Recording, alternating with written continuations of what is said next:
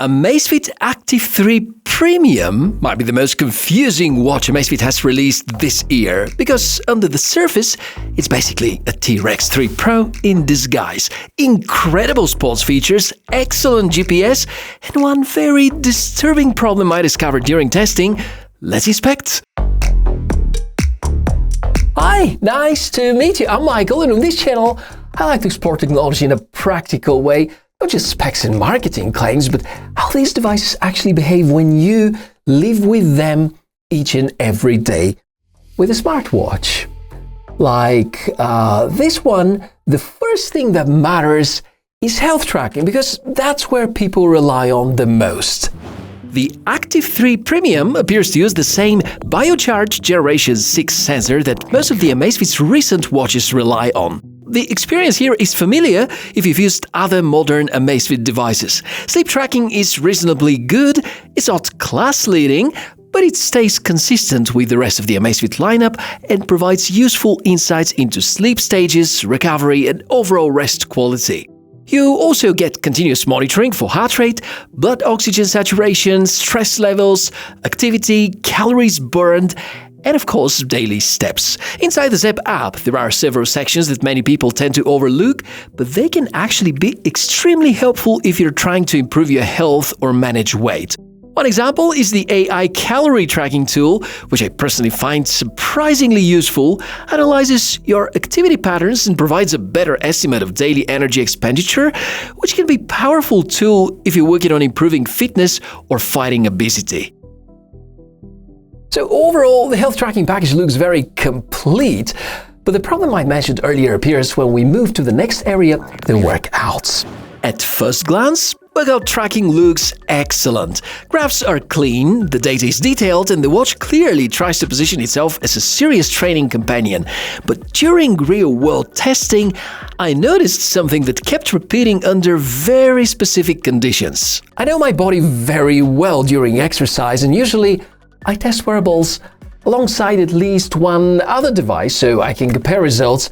There were multiple situations when my hands were sweaty, sometimes a little sweaty, sometimes more sweaty, and the outside temperature was clearly low. And in those moments, the Active 3 Premium reported significantly lower heart rate values than what I was actually experiencing. For example, I've seen readings about 80 to 85 beats per minute at moments when my real heart rate is clearly somewhere around 150.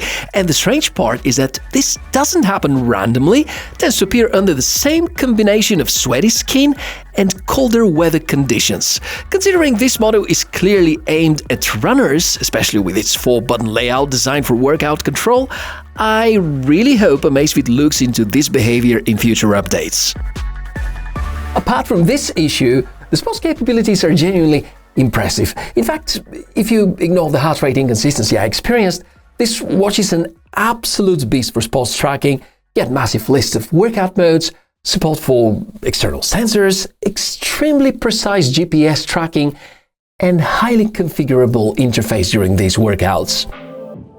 Offline maps with navigation are also available, which is a huge step forward for the Zepp ecosystem compared to where it was a couple of years ago. When you finish a workout, the amount of data you receive is honestly impressive. Elevation gain, pace, training zones, recovery estimates, VO2 metrics for running, epoch values, almost everything an athlete would want to analyze.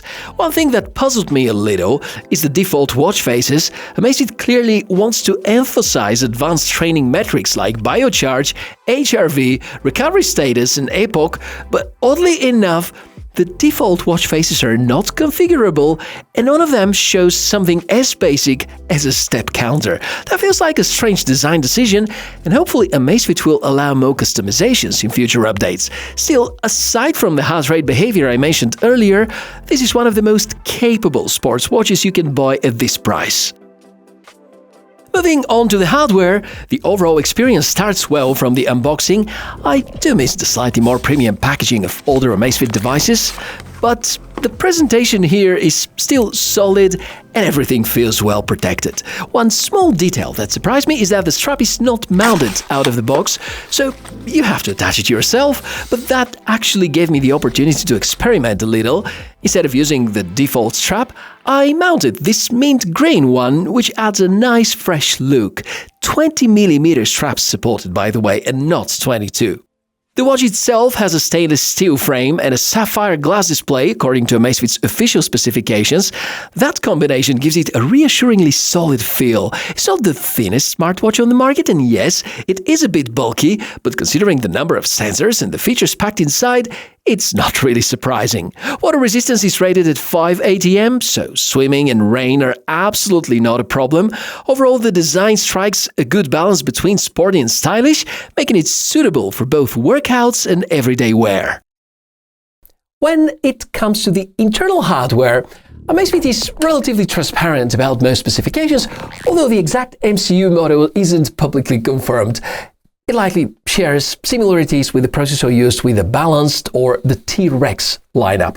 So inside the watch you get a temperature sensor, there's the advanced PPG heart rate sensor, likely Generation 6, Bluetooth 5.3 with BLE support, built-in multi-band GPS, speaker, a microphone, and both of them are used for Bluetooth-relayed phone calls. The battery capacity is 365 mAh, and the watch runs Amazfit's Zepp OS. This is all very solid on paper, but the battery life is one of the areas where this model doesn't quite match the endurance of the T-Rex 3 Pro, for instance. If you enable always-on display and track health metrics continuously, and you record workouts regular, let's say one each and every day, you can realistically expect around 20 to 25% battery consumption per day. Without always-on display, the experience is going to improve actually significantly. In that case, you're looking for roughly about a week of usage per charge. And if you start disabling some health monitoring features and use the GPS tracking less frequently, you might even stretch that to 2 or even sometimes 3 weeks. The display itself is very good for a watch in this category. Brightness levels are strong, colors are vibrant, and visibility outdoors is excellent. Even in bright sunlight, the information remains easy to read, which is extremely important during outdoor workouts. The touch response is smooth, but what I really appreciate here is the full button layout. During training sessions, physical buttons are simply more reliable than touch gestures, especially when your hands are sweaty or when you're wearing gloves. The software is where Amazfit has made enormous progress over the past few years. Zepp OS has matured into a surprisingly powerful platform, and in many ways it's starting to compete directly with ecosystems like Garmin's. You can install apps, you can download a huge variety of watch faces, customize widgets, change button actions, and connect external Bluetooth accessories, such as headphones or additional training sensors. Everything inside the settings menu is logically grouped and easy to navigate. The companion smartphone app adds even more functionality. You can sync training data with third-party platforms such as Strava, you can upload music to the watch, configure Bluetooth calling contacts, and explore extremely detailed workout analysis. I strongly recommend spending some time exploring the BioCharge and exertion sections because they provide some of the most useful training insights in the ecosystem.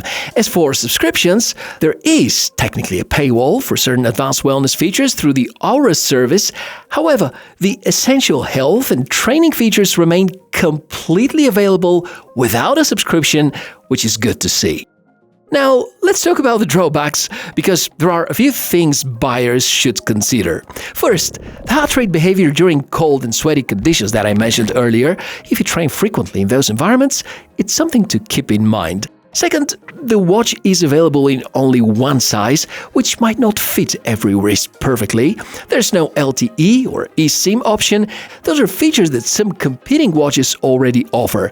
And finally, while battery life is overall good, doesn't quite reach the exceptional levels that some other Amazfit models have set. So here's the bottom line.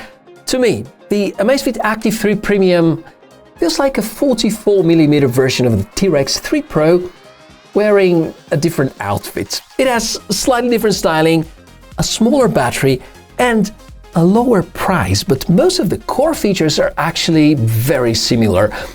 And that's exactly what makes Amazfit such an interesting brand right now.